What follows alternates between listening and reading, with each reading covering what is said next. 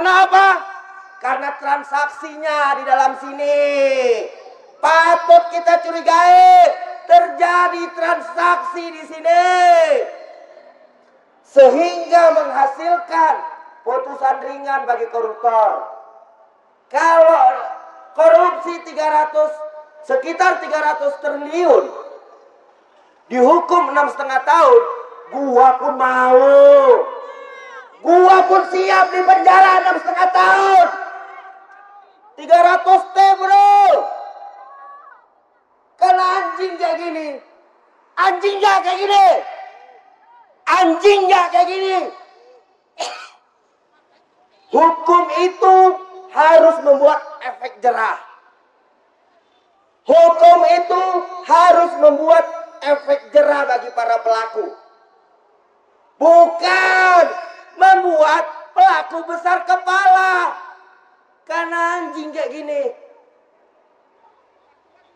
Alasan mereka memberikan hukum 6,5 tahun karena berlakuan sopan.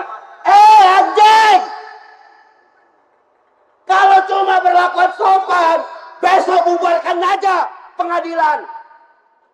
Bubarkan saja penegakan hukum. Korupsi itu kasus extraordinary crime. Kriminal luar biasa. Kejahatannya sama dengan kejahatan kemanusiaan. Tapi brengseknya, biadabnya, hukumnya 6,5 tahun. Kan babi kayak gitu. Babi enggak? Maka dari itu kita minta nih kepada Mahkamah Agung untuk segera mencopot hakim yang memvonis hukum tersebut. Kita tidak mau hukum kita menjadi alat transaksional. Hukum kita kayak kacang goreng, diobral murah. Kan babi kayak gini. Maka dari itu saudara-saudaraku, jangan mau diam. Jangan lagi rakyat diam. 300 triliun jika dialokasikan ke sektor pendidikan. Ya. Anak-anak kita bisa gratis sekolahnya. 300 triliun jika dialokasikan ke sektor kesehatan, kita nggak perlu lagi bayar BPJS. Hah?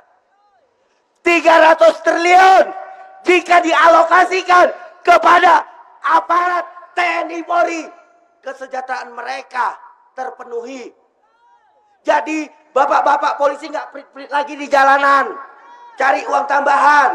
Bapak-bapak tentara tidak lagi kerja sana sini cari uang tambahan. Kita mau kesejahteraan prajurit.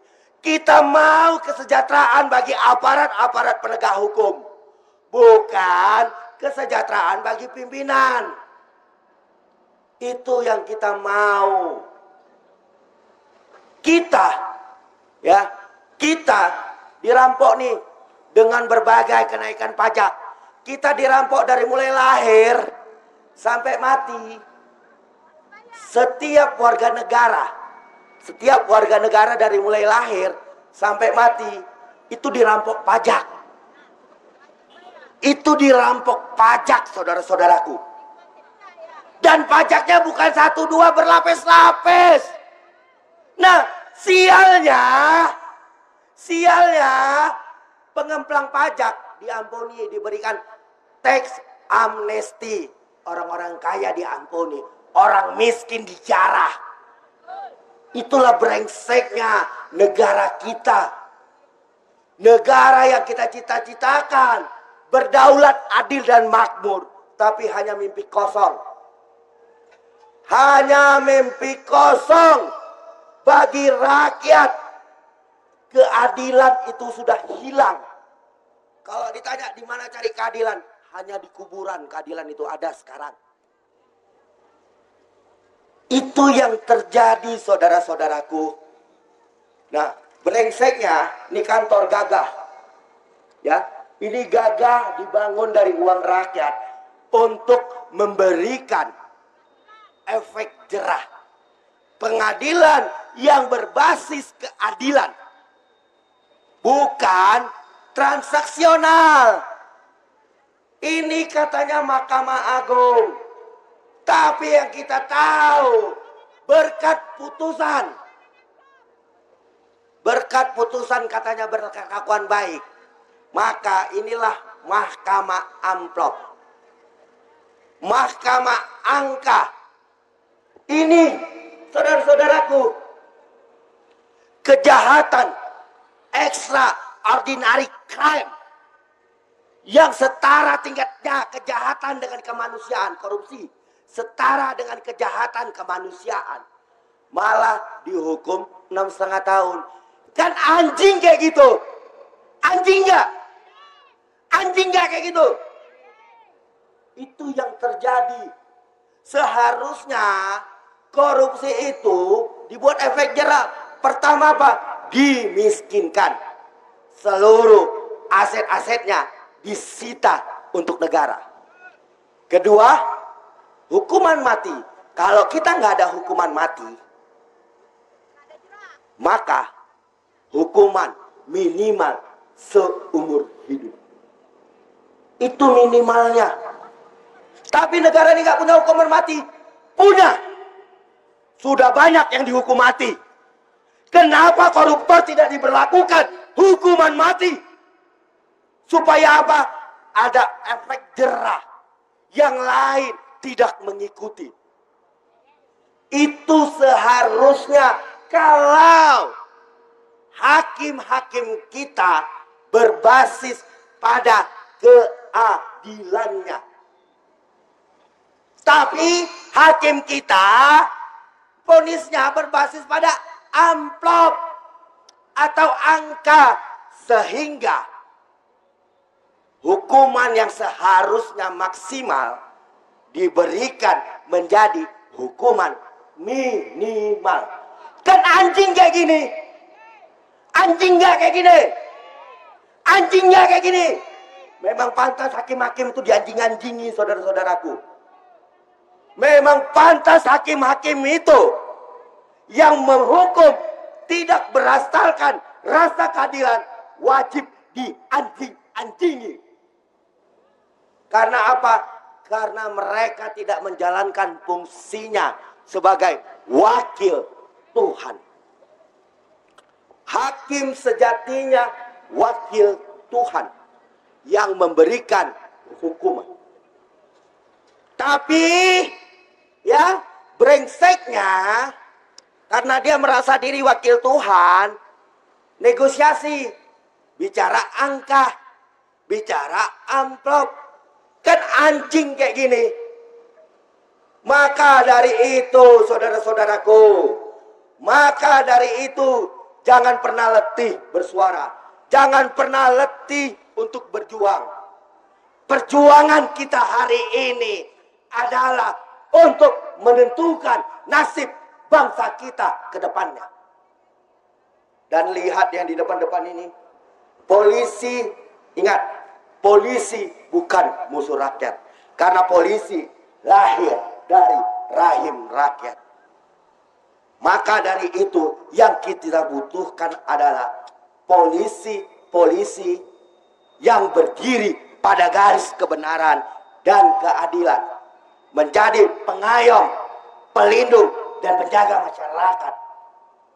Itu yang kita mau, saudara-saudaraku.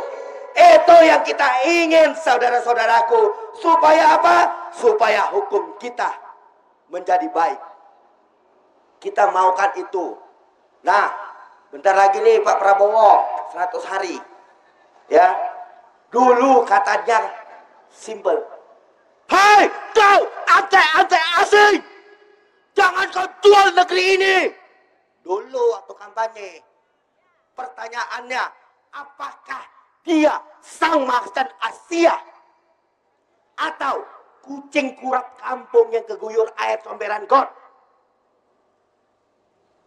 Dulu dia kampanye, harus dilawan, koruptor harus dihukum dengan seberat-beratnya. Lah, ini di pemerintahan dia, bro. Vonisnya 6,5 tahun. Itu yang kita minta kepada Pak Prabowo. Kami masih percaya Bapak untuk memberikan keadilan. Kami masih percaya Bapak untuk memberikan kemakmuran bagi rakyat. Bukan cuma omon-omon doang. Itu yang kami mau. Tapi Pak Prabowo, camkanlah ini, dengarlah ini. Jika kau mengkhianati rakyat, jika kau mengkhianati sumpahmu, maka kami pastikan dan kau akan menyaksikan rakyat yang akan menjadi lawanmu nantinya. Kami rakyat Indonesia tidak akan pernah gentar ataupun mundur untuk menggulingkanmu jika kau tidak berpihak kepada rakyat Indonesia. Jadi Pak Prabowo, kami minta tegakkanlah hukum seadil-adilnya. Berikan kepastian hukum sejelas-jelasnya. Jangan biarkan hukum menjadi alat transaksional di pemerintahan Bapak. Itu pesan kami Pak Prabowo. Kami percaya Pak Prabowo. Aku 4 kali lebih ketemu langsung beliau. 4 kali lembut mendengar pidatonya langsung. Di hadapanku dia berpidato. Kalian harus menjaga negeri ini. Kalian adalah generasi-generasi penerus bangsa. Kita masih mengaminkan kata-katanya. Tapi kalau dalam 100 harinya masih kayak gini, artinya omon-omon doang. Ya kan? Omon-omon doang. Kita tidak mau Prabowo dicap sebagai presiden omon-omon. Kita tidak mau Prabowo yang tadinya macan Asia, yang tadinya disegani dan ditakuti, menjadi kucing kurap kampung yang diguyur air got. Kita tidak mau. Jadi kami minta kepadamu, Bapak Presiden kami yang terhormat, Prabowo Subianto. Tunjukkanlah Pak, cita-cita perjuangan Bapak dulu. Tunjukkanlah Pak, dan buktikanlah kepada rakyat Indonesia kepemimpinan Bapak yang berpihak pada keadilan dan kebenaran bagi rakyat. Dan kami minta Pak, tuh yang baru-baru ini juga, di Banten katanya ada 30 kilometer baru ditemukan, atau tutup mata, laut dipagarin. Nah, itu baru ditemukan atau tutup mata. Karena isu itu sudah muncul sejak Agustus, jauh sebelum Prabowo dilantik. Isu itu sudah muncul pemagaran laut. Tapi yang terjadi, masih disegel. Menterinya bilang disegel. Kan anjing kayak gini. Untuk melihat ini, sejak kapan di Republik ini ada izin memagari laut? Padahal jelas, undang-undangnya jelas. 20 meter dari bibir pantai itu milik publik. Itu undang-undangnya jelas. Lah ini laut dipagari. Lahan negara. Ini laut dipagari. Kan anjing kayak gini. Anjing gak? Anjing gak? Anjing gak? Maka dari itu kita minta cabut. Enggak, ibu siapa kau nyuruh aku stop? Enggak, ibu siapa? Jangan pernah atur orang. Ingat, di ARM ini cuma satu pasal. Dilarang melarang. Naik kalau mau gantian.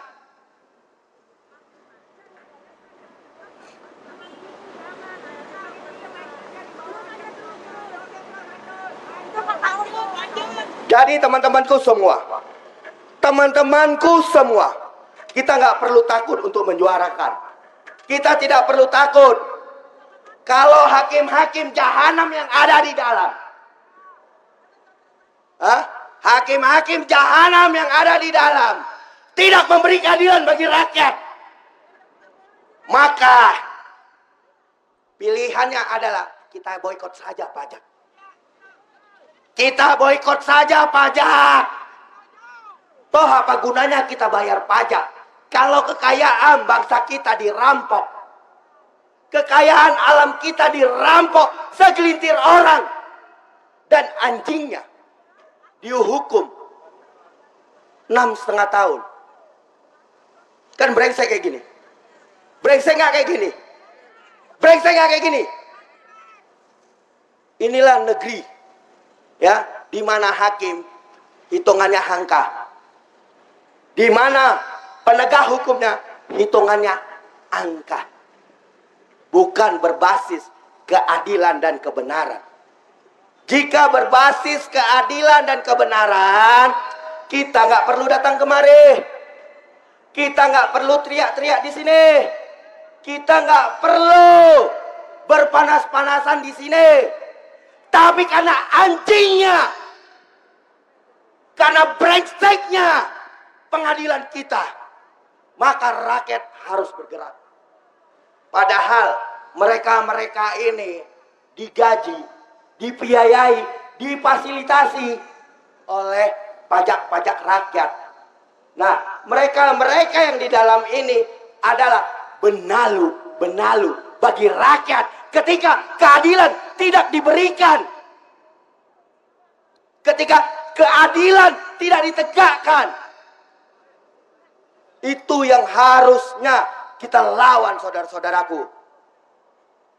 Itu yang harusnya kita tunjukkan, bahwa jangankan berpanas-panasan, ya, jangankan berkeringat-keringat, nyawa pun kita berikan demi bangsa ini. Betul tidak? Betul tidak?